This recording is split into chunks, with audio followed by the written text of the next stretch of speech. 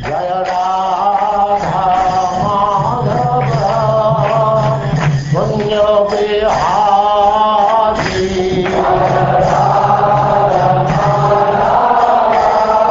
And now we begin the 6th canto, chapter 1, the history of the life of Ajamila.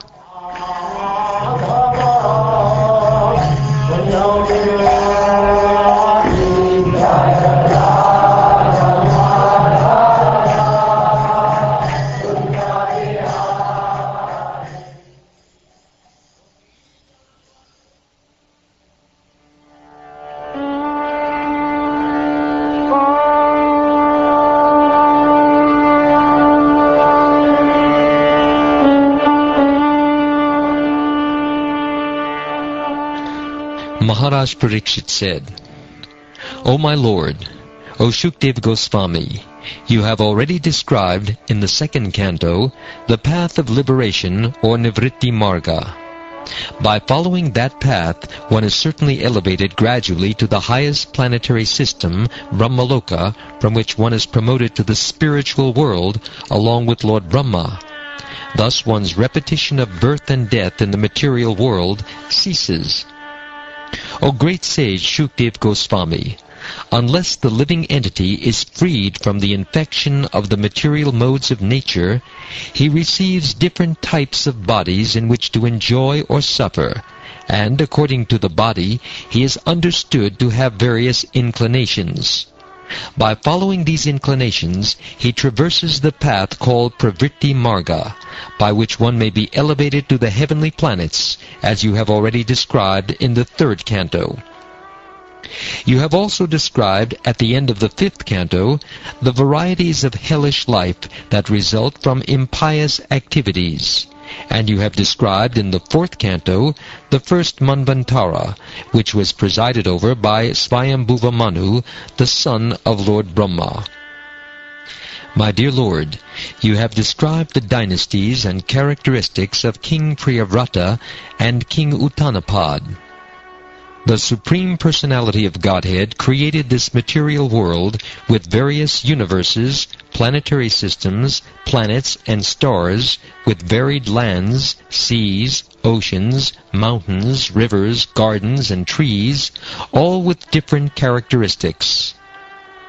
These are divided among this planet Earth, the luminaries in the sky, and the lower planetary systems. You have very clearly described these planets and the living entities who live on them. O greatly fortunate and opulent Shukdev Goswami, now kindly tell me how human beings may be saved from having to enter hellish conditions in which they suffer terrible pains. Shukdev Goswami replied, My dear king, if before one's next death whatever impious acts one has performed in this life with his mind, words, and body are not counteracted through proper atonement according to the description of the Manu Samhita and other Dharma Shastras, one will certainly enter the hellish planets after death and undergo terrible suffering as I have previously described to you. Therefore, before one's next death comes, as long as one's body is strong enough, one should quickly adopt the process of atonement according to Shastra. Otherwise, one's time will be lost and the reactions of his sins will increase. As an expert physician diagnoses and treats a disease according to its gravity, one should undergo atonement according to the severity of one's sins. Maharaj Parikshit said, One may know that sinful activity is injurious for him because he actually sees that a criminal is punished by the government and rebuked by people in general, and because he hears from scriptures and learned scholars that one is thrown into hellish conditions in the next life for committing sinful acts. Nevertheless, in spite of such knowledge, one is forced to commit sins again and again, even after performing acts of atonement. Therefore, what is the value of such atonement? Sometimes one who is very alert so as not to commit sinful acts is victimized by sinful life again. I therefore consider the process of repeated sinning and atoning to be useless.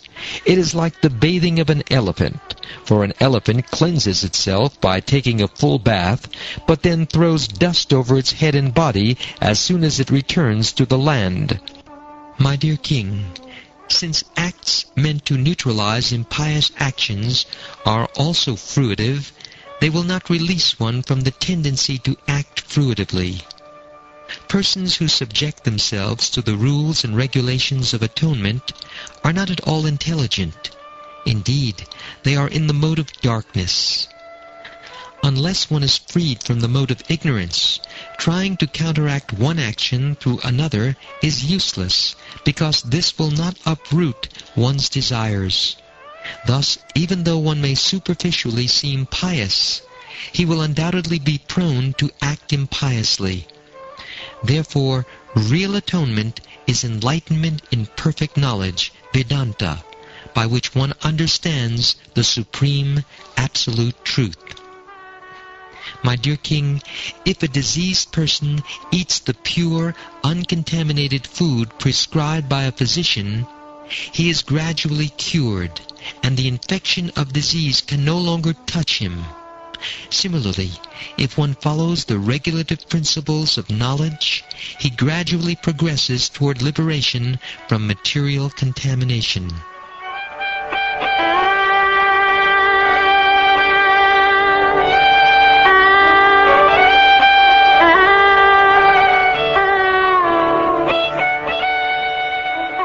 To concentrate the mind, one must observe a life of celibacy and not fall down. One must undergo the austerity of voluntarily giving up sense enjoyment. One must then control the mind and senses, give charity, be truthful, clean, and non-violent, follow the regulative principles, and regularly chant the holy name of the Lord. Thus a sober and faithful person who knows the religious principles is temporarily purified of all sins performed with his body, words, and mind. These sins are like the dried leaves of creepers beneath a bamboo tree, which may be burned by fire, although their roots remain to grow again at the first opportunity. Only a rare person who has adopted complete, unalloyed devotional service to Krishna can uproot the weeds of sinful actions with no possibility that they will revive. He can do this simply by discharging devotional service, just as the sun can immediately dissipate fog by its rays. My dear King, if a sinful person engages in the service of a bona fide devotee of the Lord, and thus learns how to dedicate his life unto the lotus feet of Krishna, he can be completely purified. One cannot be purified merely by undergoing austerity, penance, brahmacharya, and the other methods of atonement I have previously described. The path followed by pure devotees who are well behaved and fully endowed with the best qualifications is certainly the most auspicious path in this material world. It is free from fear, and it is authorized by the Shastras. My dear King, as a pot containing liquor cannot be purified even if washed in the waters of many rivers, non-devotees cannot be purified by processes of atonement even if they perform them very well. Although not having fully realized Krishna, persons who have even once surrendered completely to his lotus feet and who have become fit to his name, form, qualities, and pastimes are completely freed from all sinful reactions, for they have thus accepted the true method of atonement. Even in dreams, such surrendered souls do not see Yamaraj or his order carriers, who are equipped with ropes to bind the sinful. In this regard, learned scholars and saintly persons describe a very old historical incident involving a discussion between the order carriers of Lord Vishnu and those of Yamaraj. Please hear of this from me.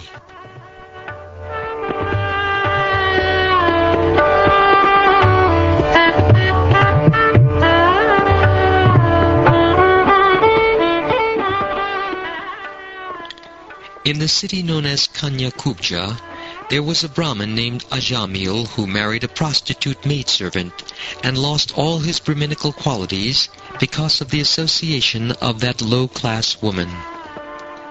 This fallen Brahmin, Ajamila, gave trouble to others by arresting them, by cheating them in gambling, or by directly plundering them. This was the way he earned his livelihood and maintained his wife and children.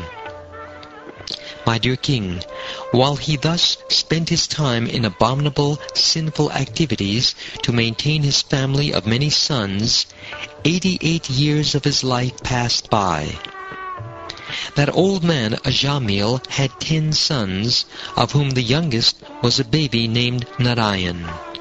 Since Narayan was the youngest of all the sons, he was naturally very dear to both his father and his mother. Because of the child's broken language and awkward movements, old Ajamila was very much attached to him. He always took care of the child and enjoyed the child's activities.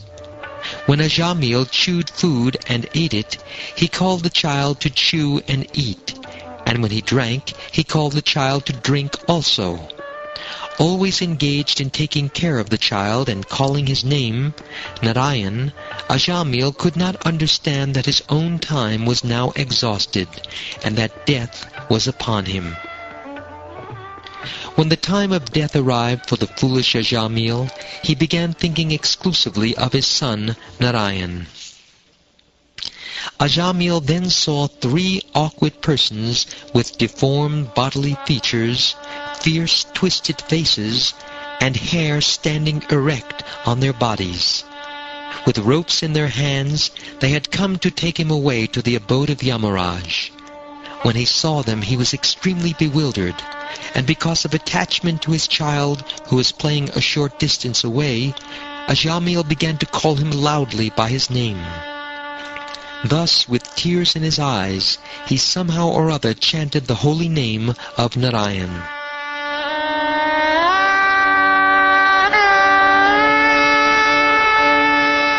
My dear king, the order carriers of Vishnu, the Vishnu Dutas, immediately arrived when they heard the holy name of their master from the mouth of the dying Ajamila, who had certainly chanted without offense, because he had chanted in complete anxiety.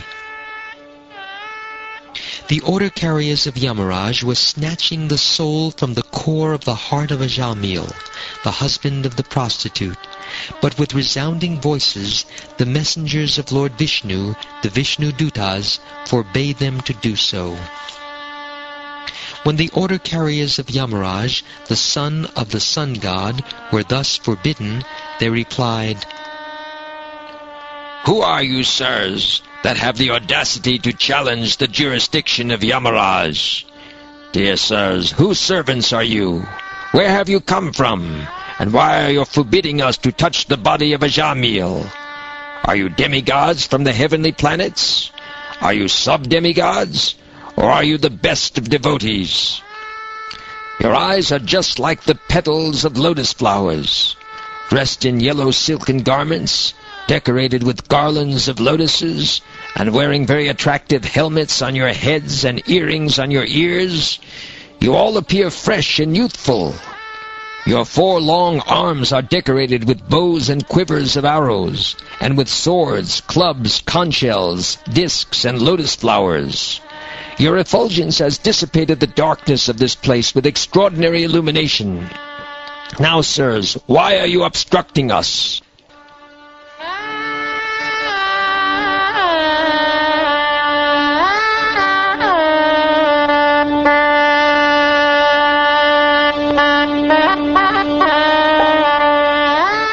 Being thus addressed by the messengers of Yamaraj, the servants of Vasudeva smiled and spoke the following words in voices as deep as the sound of rumbling clouds. "If you are actually servants of Yamaraj, you must explain to us the meaning of religious principles and the symptoms of irreligion. What is the process of punishing others? Who are the actual candidates for punishment? Are all karmis engaged in fruitive activities punishable, or only some of them? The Yamadutas replied, That which is prescribed in the Vedas constitutes dharma, the religious principles, and the opposite of that is irreligion. The Vedas are directly the Supreme Personality of Godhead, Narayan, and are self-born. This we have heard from Yamaraj. The supreme cause of all causes, Narayan, is situated in his own abode in the spiritual world. But nevertheless he controls the entire cosmic manifestation according to the three modes of material nature, Sattvaguna, Rajoguna, and Tamoguna. In this way all living entities are awarded different qualities, different names such as Brahman, Kshatriya, and Vaishya, different duties according to the Varnashram institution, and different forms. Thus Narayan is the cause of the entire cosmic manifestation. The sun, fire, sky, air, demigods, moon, evening, day, night, directions, water, land, and Supersoul himself, they all witness the activities of the living entity. The candidates for punishment are those who are confirmed by these many witnesses to have deviated from their prescribed regulative duties. Everyone engaged in fruitive activities is suitable to be subjected to punishment according to his sinful acts. O inhabitants of Vaikuntha, you are sinless, but those within this material world are all karmis, whether acting piously or impiously. Both kinds of action are possible for them, because they are contaminated by the three modes of nature, and must act accordingly. One who has accepted a material body cannot be inactive, and sinful action is inevitable for one acting under the modes of material nature. Therefore, all the living entities within this material world are punishable. In proportion to the extent of one's religious or irreligious actions in this life, one must enjoy or suffer the corresponding reactions of his karma in the next. O best of the demigods, we can see three different varieties of life, which are due to the contamination of the three modes of nature. The living entities are thus known as peaceful, restless, and foolish, as happy, unhappy, or in between, or as religious, irreligious, and semi-religious. We can deduce that in the next life, these three kinds of material nature will similarly act. Just as springtime in the present indicates the nature of springtimes in the past and future, so this life of happiness, distress, or a mixture of both gives evidence concerning the religious and irreligious activities of one's past and future lives. The omnipotent Yamaraj is as good as Lord Brahma, for while situated in his own abode or in everyone's heart like the Paramatma, he mentally observes the past activities of a living entity, and thus understands how the living entity will act in future lives. As a sleeping person acts according to the body manifested in his dreams, and accepts it to be himself, so one identifies with his present body, which he acquired because of his past religious or irreligious actions, and is unable to know his past or future lives.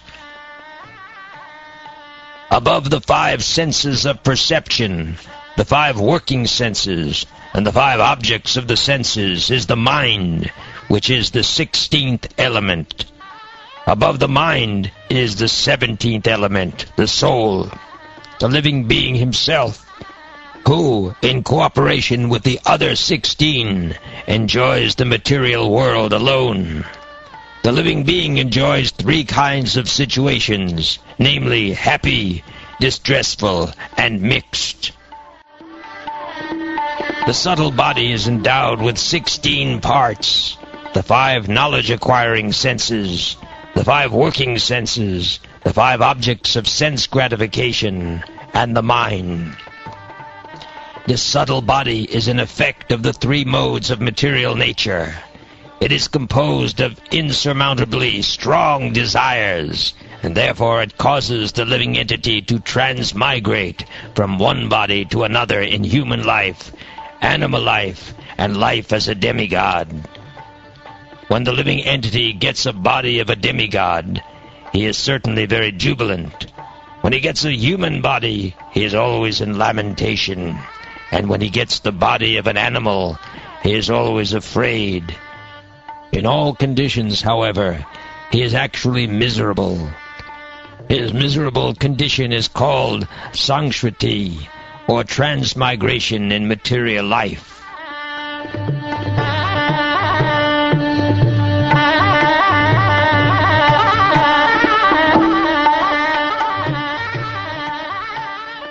The foolish embodied living entity, inept at controlling his senses and mind, is forced to act according to the influence of the modes of material nature against his desires. He is like a silkworm that uses its own saliva to create a cocoon, and then becomes trapped in it with no possibility of getting out. The living entity traps himself in a network of his own fruitive activities, and then can find no way to release himself. Thus he is always bewildered, and repeatedly he dies. Not a single living entity can remain unengaged, even for a moment. One must act by his natural tendency, according to the three modes of material nature, because this natural tendency forcibly makes him work in a particular way. The fruitive activities a living being performs, whether pious or impious, are the unseen cause for the fulfillment of his desires. This unseen cause is the root for the living entity's different bodies. Because of his intense desire, the living entity takes birth in a particular family and receives a body which is either like that of his mother or like that of his father. The gross and subtle bodies are created according to his desire. Since the living entity is associated with material nature, he is in an awkward position. But if in the human form of life he is taught how to associate with the Supreme Personality of Godhead or his devotee, this position can be overcome. In the beginning, this Brahmin named Ajamila studied all the Vedic literatures. He was a reservoir of good character, good conduct, and good qualities. Firmly established in executing all the Vedic injunctions, he was very mild and gentle, and he kept his mind and senses under control. Furthermore, he was always truthful. He knew how to chant the Vedic mantras, and he was also very pure. Ajamila was very respectful to his spiritual master, the fire god, guests, and the elderly members of his household. Indeed, he was free from false prestige.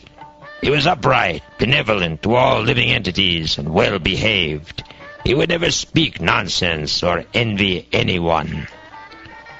Once this Brahmin Ajamila, following the order of his father, went to the forest to collect fruit, flowers, and two kinds of grass called summit and kusha.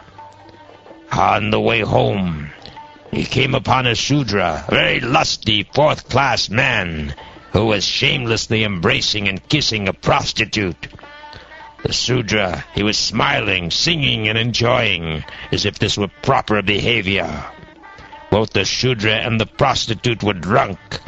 The prostitute's eyes were rolling in intoxication, and her dress had become loose. Such was the condition in which Ajamila saw them. The Shudra, his arm decorated with turmeric powder, was embracing the prostitute.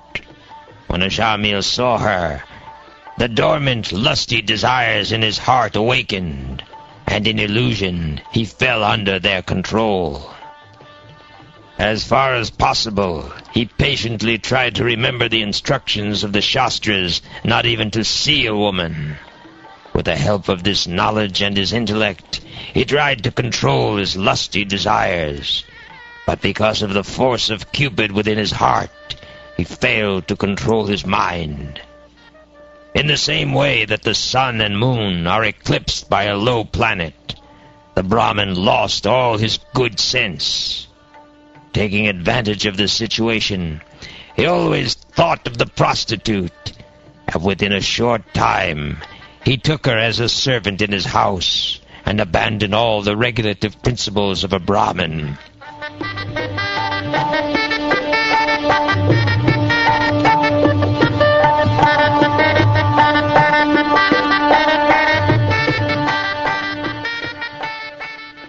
Thus Ajamila began spending whatever money he had inherited from his father to satisfy the prostitute with various material presentations, so that she would remain pleased with him.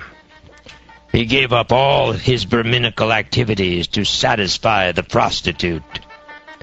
Because his intelligence was pierced by the lustful glance of the prostitute, the victimized Brahmin Ajamila engaged in sinful acts in her association. He even gave up the company of his very beautiful young wife, who came from a very respectable Brahmin family. Although born of a Brahmin family, this rascal, bereft of intelligence because of the prostitute's association, earned money somehow or other, regardless of whether properly or improperly, and used it to maintain the prostitute's sons and daughters. This Brahmin irresponsibly spent his long lifetime transgressing all the rules and regulations of the Holy Scriptures, living extravagantly and eating food prepared by a prostitute. Therefore, he is full of sins. He is unclean and is addicted to forbidden activities. This man Ajamila did not undergo atonement. Therefore, because of his sinful life, we must take him into the presence of Yamaraj for punishment. There, according to the extent of his sinful acts, he will be punished and thus purified.